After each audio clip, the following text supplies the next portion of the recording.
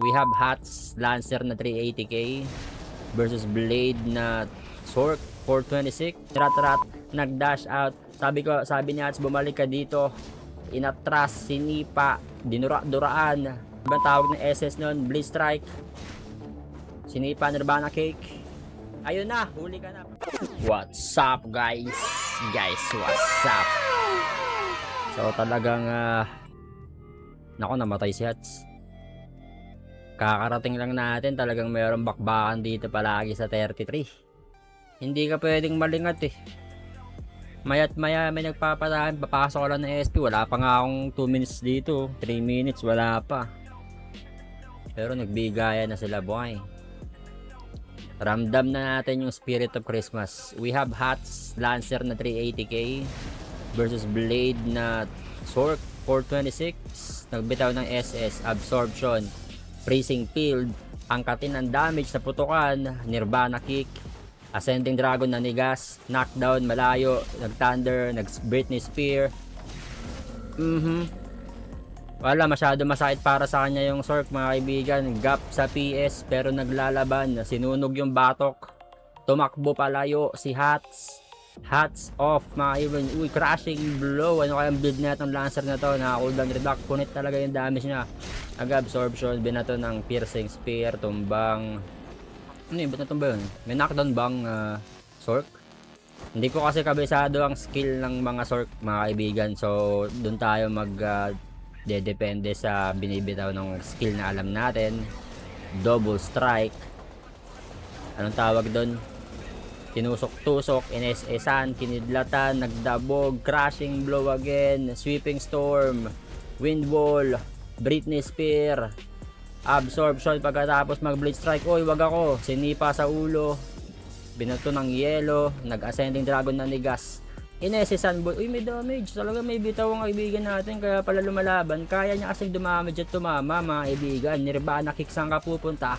Ascending dragon mo na nigas, hindi, dalawang palo sa ulo. Uy, knockdown na naman, crashing blow, nagpats. Magkasunod palagi ang sweeping storm at wind wall, dragon tail, blitz strike, ravaging blow, knockdown.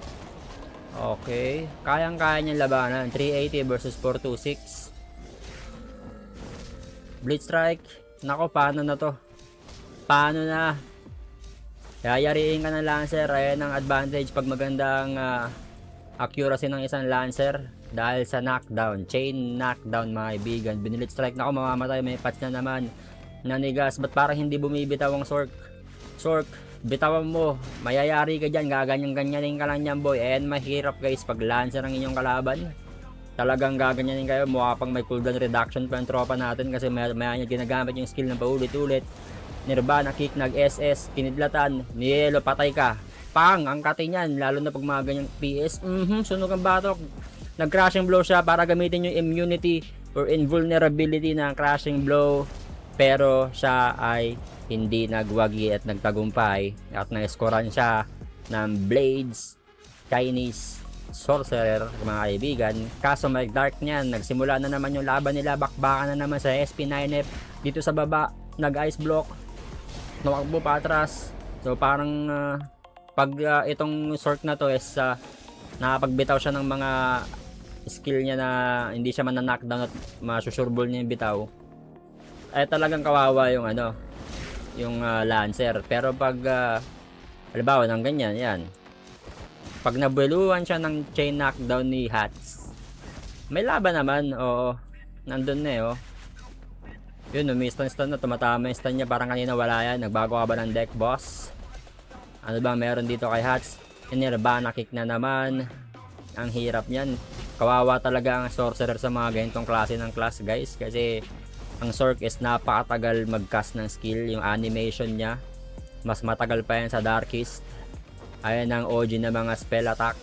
Ang imong mama, ang mama ng Spirit Summoner. Nirvana Kick, Ravaging Blow, nirat-rat, nag-dash out. Sabi niya, bumalik ka dito. Inatras, sinipa, dinura-duraan, Dragon Tail, nanigas ang ulo, Crashing Blow na naman, minus 30% skill cooldown reduction if I'm not mistaken. Absorption, sinipa, nag-SS, sumayaw, In-SS-an din ni Hats. Ginamitan niya ng ano ba tawag ng SS nun? Blitz Strike. Sinipa Nirvana Cake. Ayun na, huli ka na, patay ang delikado. Ayun ang inaantay lang na opening ng ano. Ayun lang ang inaantay ng opening ng sorcerer natin, mga ibigan, no, ng alay natin. Kasi 3 hits lang siya, eh. 'Di ba? Pagkatapos ang balagbagin ng gano'n, puta, pag nahuli ng isang gano'n lang, ginanon lang, imbes pa gano'n, ginanon lang mga tropa. So, kitang-kita natin kung gaano kalupit ang bakbakan. Asia 33 to, guys. We are on war. Kung nakikita nyo, red name, si Hats. So, nabigyan siya sa kagustuhan niya, no? Abangan nating mabuhay. Ayan na, buhay na si Hats. Lalaban, syempre, lalaban. Para sa pang nag-war kung hindi pala maglalaban. Nag-shield na agad. Nag-crashing blow na naman. Pasensya na akong lahat ng sinasabi kong skills tungkol sa Lancer, guys, kasi hindi ko alam ang Sork. Bala ko sana mag-Sork sa upcoming patay. 2 hits, punit talaga yung ulo. Bala ko sana mag-Sork sa upcoming boosting world or Tawis. Kanya lang may bagong class. Doon tayo sa bagong class, mga kaibigan. Huwag natin pahirapan yung sarili natin. 'Di ba? If you can't beat them, join them. So, let's see what is this class. Spirit Summoner. I believe this is a spell attack class. So, ano na? Wala man lang thrill doon. Sa pangalawang kita ko, namatay agad, ah. Ano bang spirit na ito? Tingnan natin yung chance habang wala pa silang laban. Wow.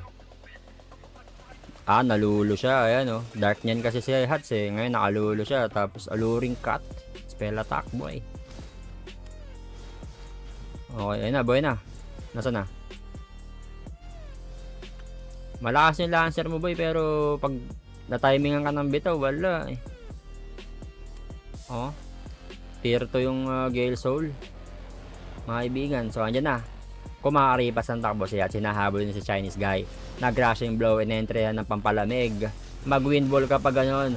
Windball, sweeping storm, inesesan, tumalbog yung ulo, tinunog yung batok, kinidlatan, hindi na alam ni Hats kung ano yung mararamdaman niya. No? Maiinitan ba siya o malalamigan, guys? Kaya namatay na lang siya dahil sa mga pangyayari. Masyadong magulo ang panahon sa katawan ni Hats. Nilamig, kinidlatan, binasa ng tubig, sinunog yung batok. What the hell? I would definitely understand kung bakit ka dumaba, boss. Ayos lang yan, nice try. Si Hats ay nagbabalik. Kumakaripas na naman ang takbo. Binibiluhan lang siya ng dark, ng sorcerer. Uy, nag-out. Wala na, tapos na, mga kaibigan. So, bago matapos yung labang, gusto kong malaman kung ano ang ibig sabihin na itong pangalan ng Chinese na to. Nung sinearch ko, John Ke, ang ibig sabihin na itong dalawang karakter sa dulo. Primarily means swordsman, referring to a person who is skilled in swordsmanship or martial artist specializing in sword techniques. So parang swordsman siya, mga kaibigan. Yun ang sabi sa G-Translate. By the way, Shubo Slam Gaming mo, tapos na yung laban, mga pag-AFK na tayo. Skoo!